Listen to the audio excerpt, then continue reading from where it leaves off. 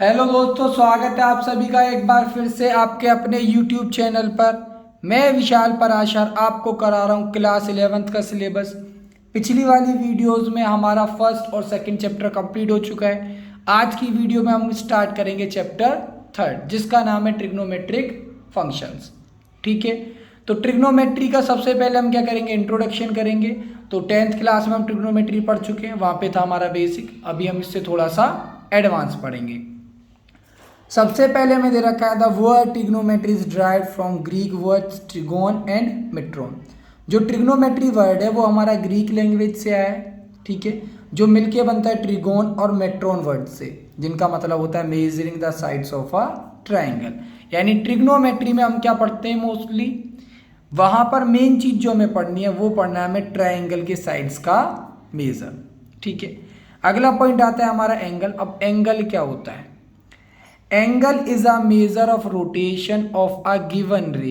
एक रे आपको दे रखी है, ये आपकी रे कैसे रोटेट करती है, ऐसे रोटेट करती है या ऐसे रोटेट करती है अपने इनिशियल पॉइंट से। ये इसका इनिशियल पॉइंट है, यहाँ से ये इस डायरेक्शन में जाती है या इस डायरेक्शन में जाती है, और जितना ये रोटेट करती है उसको हम कहते हैं एंगल।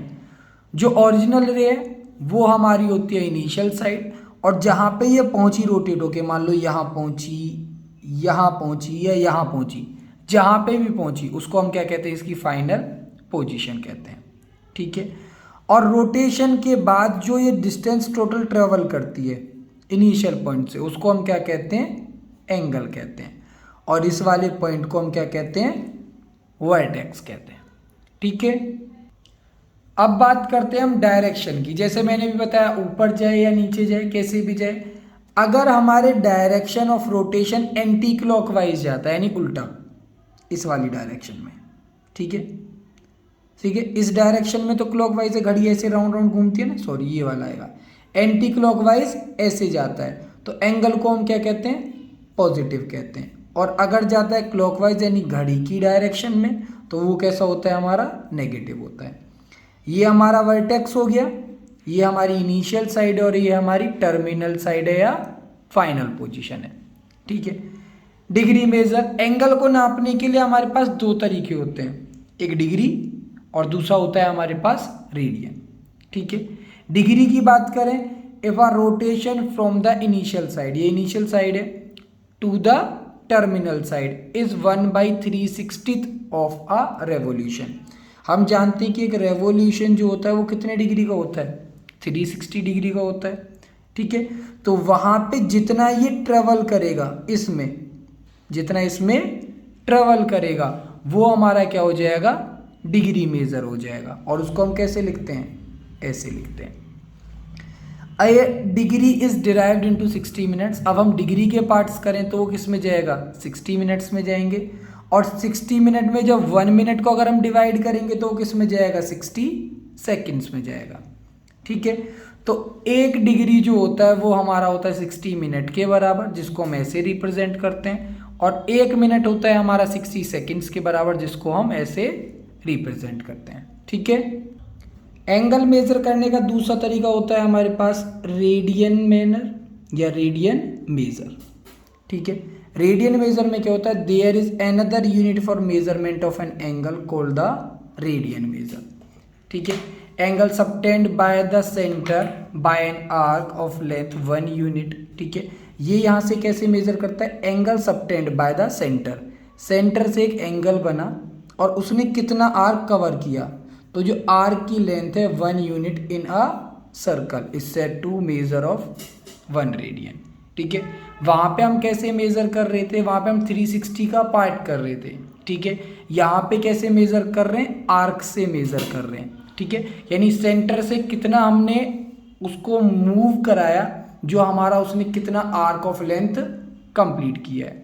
ठीक है, अब हमें पता है कि 1 कंप्लीट रेवोल्यूशन, जो पूरा एक हमारा राउंड होता है, वो क्या होता है हमारा, अगर हम रेडियन में बात करें तो कितना होता है, 2 पाई होता है। ठीक है, if in a circle of radius R, हमें एक सर्कल दे रखा है जिसका रेडियस आर्क है, सॉरी आर है। ठीक है, और वो एक आर्क बनाता है जिसकी लेंथ कितनी है, एल, और एंगल बनाता है वो थीटा रेडियन। ठीक है। तो वहाँ पे हमारे पास फॉर्मूला होता है कि अगर हमें रेडियन में कैलकुलेट करना है तो थीटा यानी एंगल का हमारे पास फॉर्मूला होता है एल अपॉन में आर, यानी कि length of arc divided by radius of circle. ठीक है। Relation between degree and radian, इन दोनों के बीच में बेसिक से कुछ रिलेशंस हैं, वो मैं आपको बता दे रहा हूँ।